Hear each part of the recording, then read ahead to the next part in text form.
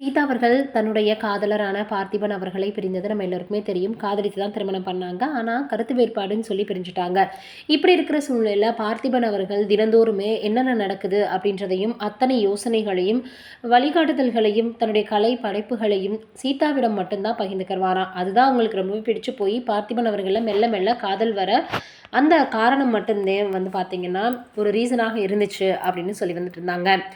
இதை சமீபத்தில் ஒரு பத்திரிகையாளர் சொல்லியிருந்தார். தமிழால் பேசியிருந்தாங்க. அதற்கப்புறமாக பிரபல யூடியூப் சேனலுக்கு பேட்டி கொடுத்துருக்குறாங்க. அதில் சீதா எப்படி திரைத்துறைக்குள் நுழைந்தாங்க, எப்படி பிரபல நடிகையாக வலம் வந்தாங்க, குடும்ப வாழ்க்கை குறித்தெல்லாம் விரிவாக பேசியிருப்பாங்க. சீதாவினுடைய அப்பா சினிமா ஆர்வம் இருக்கக்கூடிய ஒரு நபர். தன்னுடைய மகளை சாவித்ரி போல பானுமதியை போல மிகப்பெரிய நடிகையாக கொண்டு வரணும்னு ஆசை அவருக்கு இருந்திருக்கு. ஆண் பாவம் படத்துக்கு குடும்ப பங்கான கதாநாயகியை டைரக்டர் பாண்டியராஜன் தேடியிருந்தார்.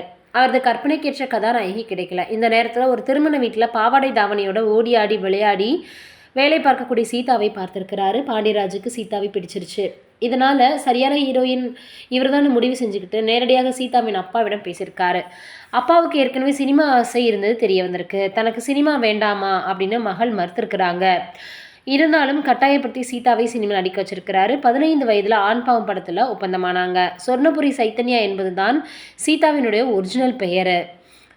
இதனை மாற்றி சுருக்கமாக சீதா அப்படின்னு மாற்றிக்கிட்டாங்க. அதற்கப்புறம் பாலச்சந்தரின் உன்னால் முடியும் தமிழில் சீதா நடித்தது மிகப்பெரிய புகழை பெற்று கொடுத்தது. குரு சிஷ்யன் என்ற படத்தில் சீதாவுக்கு வாய்ப்பு கிடைச்சது. ஆனால் சற்று கிளாமராக நடிச்சிருந்தாங்க. உடனே பாலச்சந்தர், விசு போன்றோர் உரிமையோடு சீதாவை திட்டினாங்க. குடும்ப பாங்காக நடிப்பதற்கு நீ ஒருத்தி தான் இருக்க, நீ ஏன் கிளாமர் ரோலில் நடிச்ச அப்படின்ற மாதிரி சத்தம் போட்டிருக்காங்க. பிறகு எப்போதுமே குடும்ப பாங்கான நடிகையாகவே வலம் வந்தாங்க சீதா. புதிய பாதை படம் தயாராகிறது. படத்தை எடுப்பது புதுமுக டைரக்டர், புதுமுக ஹீரோ என்றதுமே பார்த்திபனுடன் நடிக்க மாட்டேன்னு சொல்லிட்டாங்களாம். ஆனால் சீதாவின் அப்பா நல்ல கதை திறமையான டைரக்டர் அப்படின்னு சொல்லியிருக்கிறாரு. மகளை சமாதானம் பண்ணி தான் நடிக்க வச்சிருக்கிறார். இதனால் வேண்டா வெறுப்பாக நடிக்க அக்செப்ட் பண்ணியிருக்காங்க. புதிய பாதை படத்துக்கு பிறகு குணச்சித்திர நடிகையாகவும் சீதா மாறினாங்க. இந்த நேரத்தில் சீதாவை பார்த்திபன் விரும்புவதாக சீதாவுக்கு தகவல் போகுது.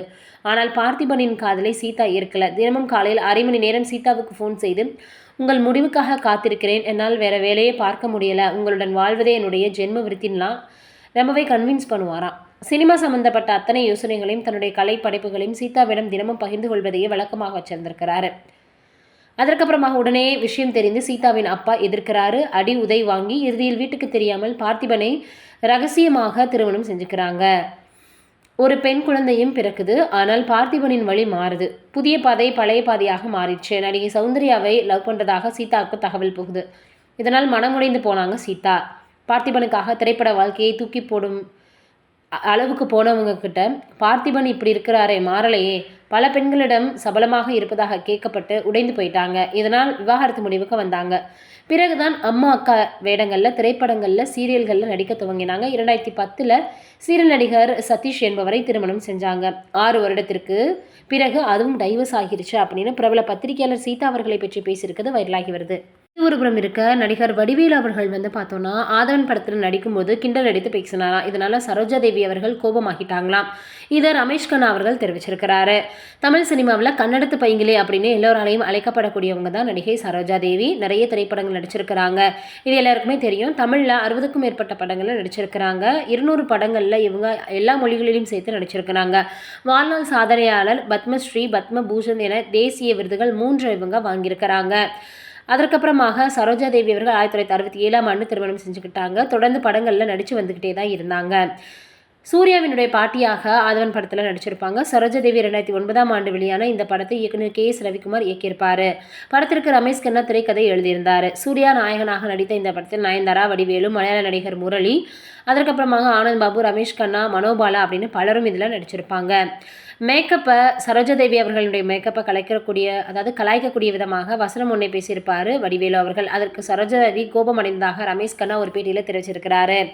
இந்த காட்சி முடிந்த பிறகு சரோஜா தேவி தனக்கு கால் பண்ணி, என்ன ரமேஷ் கண்ணா, நான் உங்ககிட்ட நடிக்க வாய்ப்பு கேட்டேனா, என்ன கிண்டல், அது நான் என்ன மனோரமா மாதிரி காமெடி நடிகையா, நான் ஹீரோயின் என்பது நீ ஞாபகம் வச்சுக்கோன்னு கோபமாக பேசியிருக்காங்களா ரமேஷ் கண்ணா கிட்ட. அதை இவர் ரொம்ப சுவாரஸ்யமாக சமீபத்தில் ஒரு பேட்டியில் சொல்லியிருந்தார். நீங்கள் என்ன நினைக்கிறீங்கன்னு கமெண்ட்டில் சொல்லுங்கள்.